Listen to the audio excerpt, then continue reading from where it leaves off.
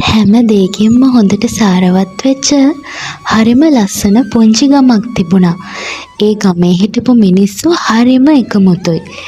ඒ ගම එච්චර සරුසාරට බැබලෙන්න ඒක තමයි ලොකුම හේතුව උනේ. තුන් වේල කාලා බීලා ඉන්න ඒ ගමේ මිනිස්සුන්ට කිසිම අඩුවක් තිබ්බේ නැහැ. මේ ලස්සන ගමට දවසක් හරි භයානක සිද්ධියක් වුණා. බුදු අම්මෝ දුපියෝ අයියනේ අර මොකෙද දාරේ හනික දුපියෝ අම්මේ තාත්තේ බේරගන්නෝ රජකාලියට පියෝතෙක් මේ කමට ඇවිල්ලෝ. ඒ භයානක සිද්ධිය තමයි මහා ලොකු යෝධයෙක් ගමට ආපු එක. යෝධයා හැබැයි එක ගේකටවත් එක මිනිස්සෙක්ටවත් කිසිම හානියක් කරේ නැහැ. ළඟ තිබුණු ළිඳකට ඔළුව දාලා වතුර බීපු යෝධයා ගහක් අයිනට ගිහින් නිදාගත්තා. පහුවදා උදේ වුණා. ගම්මුන් බයෙන් ගෙවල් වලින් එළියට ආවා. යෝධයා ඉන්නවද බලන්න. යෝධයා පේන නොසිටිය නිසා මිනිස්සු වෙනදා වගේම තමන්ගේ වැඩපළ කරන්න පටන් ගත්තා. ඒත් ටික වෙලාවයි යන්න හම්බුනේ.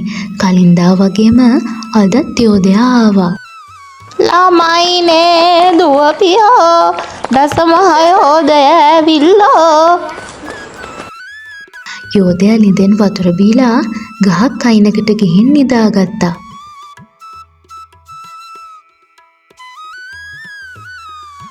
තාත්තේ අනියා පිට බයයි. බය නොවී ඉන්න දරුවෝ. එළියට යන්න නැතුව ගේ ඇතුළට වෙලාම ඉමු. උදෙන්ම ඇහැරලා යෝධයා ඉන්නවද කියලා හොයලා බලපු මිනිස්සු යෝධයා නැහැ කියලා දැනගත්තාම ගමේ රැස්වීමක් තියන්න තීරණය කරා. අපිට මේක හැමදාම කරන්න බෑ.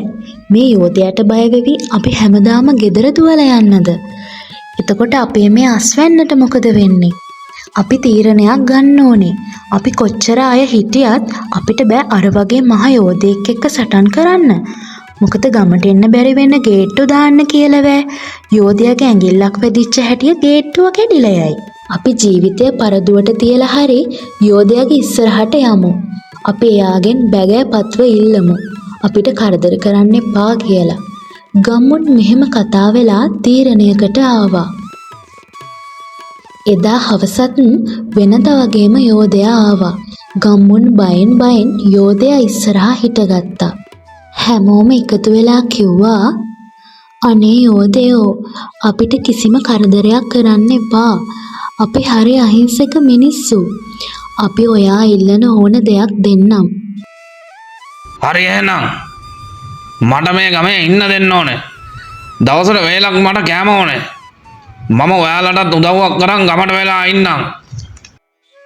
යෝධෙක්ට උනත් කන්ට දෙන්න අපේ ගමට ඕන තරම් එළවලු හාල් තියෙනවනේ.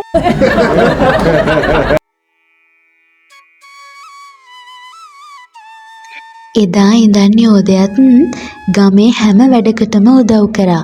යෝධයාගෙත් උදව්වෙන් ගම කලින් තිබ්බටත් වඩා සරුසාර වුණා. ඒ විතරක් නෙවෙයි පුංචි ළමයින්ට සෙල්ලම් කරන්නත් හොඳ යාළුවෙක් හම්බුණා.